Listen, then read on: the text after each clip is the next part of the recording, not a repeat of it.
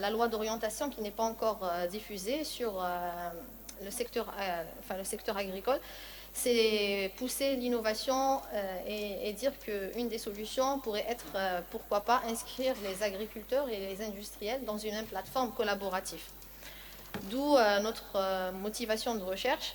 Et avant cela, je voudrais un petit peu revenir sur quelques statistiques pour un petit peu positionner ce que nous voulons aborder comme motivation de recherche et méthodologie. C'est que si on revient dans les années 51, on avait le secteur agricole qui représentait en termes d'exportation, on va dire en moyenne plus de 60% des produits agricoles qui étaient exportés, alors qu'en 1953, si on remet un petit peu l'historique de l'Algérie, c'était la découverte du pétrole. Et qu'est-ce qu'on remarque? Dans les années 62, la tendance s'est inversée et on a eu 60% de produits qui étaient dédiés à l'exportation, c'était purement des produits qui étaient dédiés à l'hydrocarbure et non pas à des produits agricoles. Et c'est pour vous dire qu'en 2022, aujourd'hui, plus de 98%, ce sont tous des produits pétroliers qui sont destinés à l'exportation.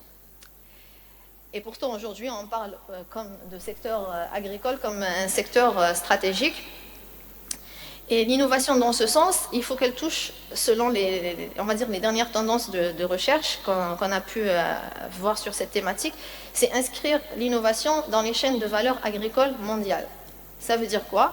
Ça veut dire que si on a on va dire une industrie agricole ou bien une industrie dans l'agriculture, le but de l'innovation, c'est d'attirer des investisseurs étrangers, c'est-à-dire les IDE, mais dans ce sens, on va inscrire, on va dire, l'agriculteur dans le sens où il sera en cotation boursière. Est-ce que l'agriculteur accepterait de faire ça ou a cette idée reçue de ce qu'on appelle, nous, les IDE? Malheureusement, non. Est-ce que c'est ce qu'on a vu à travers les interviews? C'est pour vous dire aussi que la solution que va porter ce secteur, c'est on a réfléchi aux plateformes d'innovation.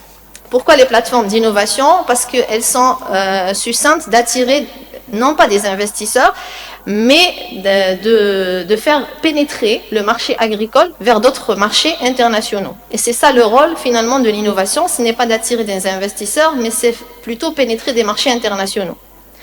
D'où, mais les statistiques de tout à l'heure, c'est pour augmenter la cotation en exportation de ces produits-là. Et par rapport à ça, notre méthodologie de recherche voudrait, ou bien on souhaiterait répondre à notre question principale.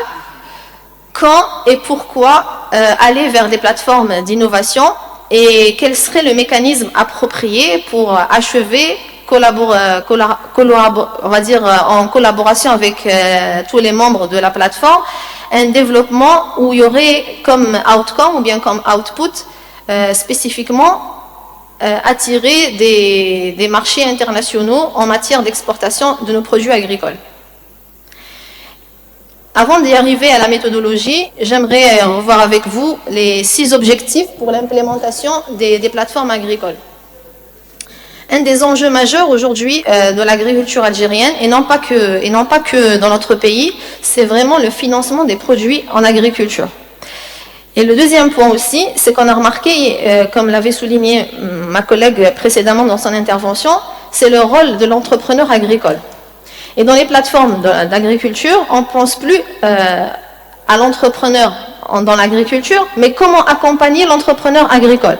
Dans ce sens, c'est comment accélérer des innovations à travers des solutions pratiques pour pénétrer des marchés internationaux ou accroître cette suffisance au niveau local.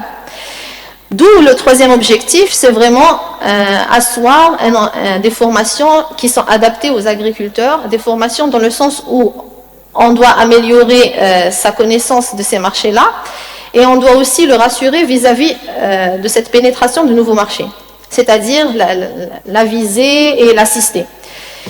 D'où le cinquième objectif, c'est vraiment à travers les plateformes collaboratives arriver à un certain réseau. Pourquoi?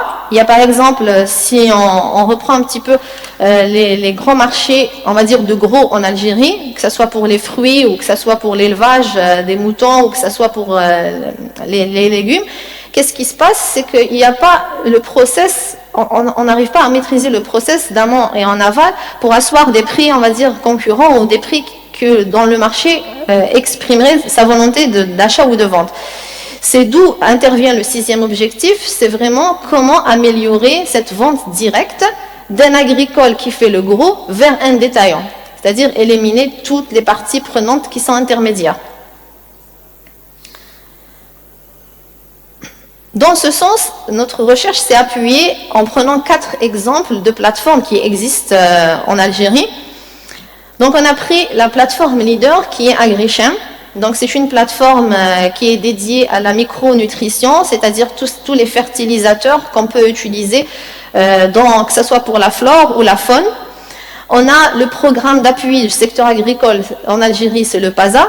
Donc lui, son objectif, c'est vraiment apporter des formations dans le domaine de l'agriculture et notamment à travers les mentorings. C'est quoi le mentor? C'est une personne qui est là pour vous assister, c'est-à-dire c'est une formation à la carte par rapport aux problèmes que rencontre, que ce soit le fermier, que ce soit l'agriculteur ou l'apiculteur ou autre.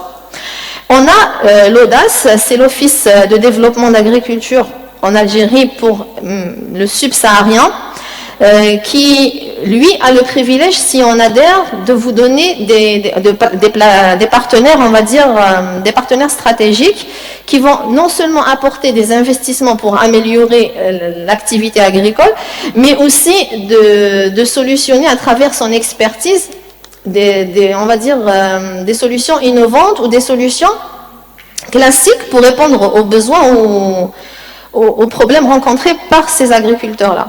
Et on a la 4e plateforme qui a été initiée en 2022. Ce sont toutes des plateformes qui ont vu le jour à partir de 2018. Et on a, donc je les ai mis par ordre de création, donc 2018 pour AgriChem, PASA on va dire 2019, l'Audace 2020, Solvit 2021, on peut dire 2022. Solvit, c'est quoi? C'est on va dire, c'est un réseau de crowdfunding, donc ce sont des prises de participation que des investisseurs étrangers font avec des agriculteurs algériens afin de répondre à certains challenges, notamment en irrigation, en semences, en fertilisation, on va dire dans ce sens pour améliorer la vente directe. Donc ce sont, on va dire, les 4 plateformes qu'on a prises et chaque plateforme, comme vous le voyez, a un certain objectif. Dans notre méthodologie, on a pris comme échantillon donc 12 membres de ces plateformes-là. Donc on a 4 plateformes, 12 membres, on a eu 48 personnes interviewées. Interviewées par rapport à quoi? Par rapport à leur, on va dire, revenus moyens qu'ils ont par rapport à leur plateforme, quelle est la source de revenus qu'ils pourraient en bénéficier de par leur adhésion à la plateforme, le nombre d'années de leur adhésion à cette plateforme-là, et à travers une analyse factorielle, sur, on va dire, à la base 21 variables, on a retenu les plus pertinentes, et on a fait avec eux ce qu'on appelle les focus groups. C'est un petit peu la méthodologie que ma collègue vient d'expliquer. Donc, c'est quoi les focus groups? C'est les 12 intervenants qu'on a mis on va dire, en collaboration ensemble, et en discussion par rapport à des thématiques qu'ils ont, eux, rencontrées ou susceptibles de rencontrer. Et on a mis pour chaque groupe, focus group, un représentant du secteur industriel, donc quelqu'un qui est dans le secteur industriel pour apporter un petit peu un retour d'expérience et un retour d'expertise par rapport à ces problèmes-là. Donc c'est ce qu'on a appelé, nous, le mentor. Et à travers ces plusieurs discussions qui ont duré 3 mois, qui ont pris fin le mois de septembre, on a mis 2 rapports intermédiaires pour un petit peu voir où en est les agriculteurs dans ce process. Et à travers une régression multiple, donc là l'intervention du chercheur, on a fait ça sur 3 étapes. D'abord, on voulait voir est-ce qu'il n'y a pas une certaine corrélation des erreurs. Donc, est-ce que notre, si vous voulez, entre guillemets, pour, on va dire, simplifier le langage comme on le fait avec les agriculteurs, est-ce que notre modèle tient la route? Puis on a adopté la méthode ANOVA pour voir est-ce que finalement chaque individu dans sa plateforme, lui aussi répond à ses objectifs initialement, on va dire, décrits. À la fin, on a fait ce qu'on appelle la collinéarité pour voir est-ce que statistiquement, tout ce qu'on vient de décrire, est-ce qu'il était valable académiquement. Donc, d'après le modèle Durbin-Watson, pour ceux qui connaissent et pour ceux qui ne connaissent pas, ben, c'est juste un test pour voir est-ce que l'ensemble des variables était représentatif. Chose qui a donné un élément positif avec le score de 2.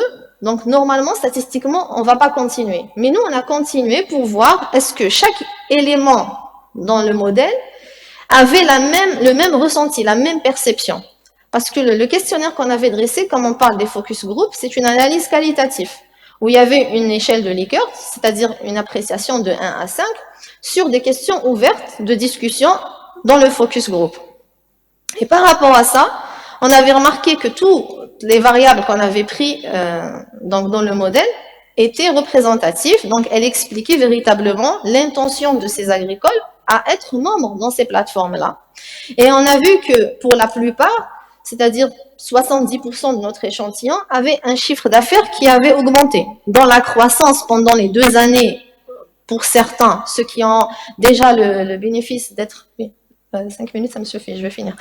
Ceux qui ont eu le bénéfice d'être membres sur les 2 années, donc avaient un retour de chiffre d'affaires qui avait une croissance plus de 25%, chose qui était énorme pour un agriculteur, alors que lui, quand il était en dehors de cette plateforme-là, il n'avait pas cette connaissance de croissance assez exponentielle.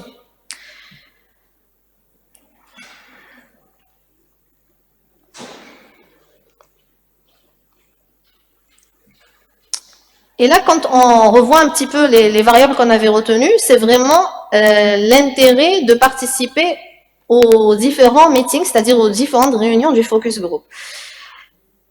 Parce que aussi ici, il ne faut pas oublier que c'est une action qui était, on va dire, obligatoire d'être à chaque fois présent dans les focus group. Parce que si on n'était pas présent, on ne pouvait pas à chaque fois identifier les problèmes rencontrés par les agriculteurs et les différents membres de cette plateforme-là.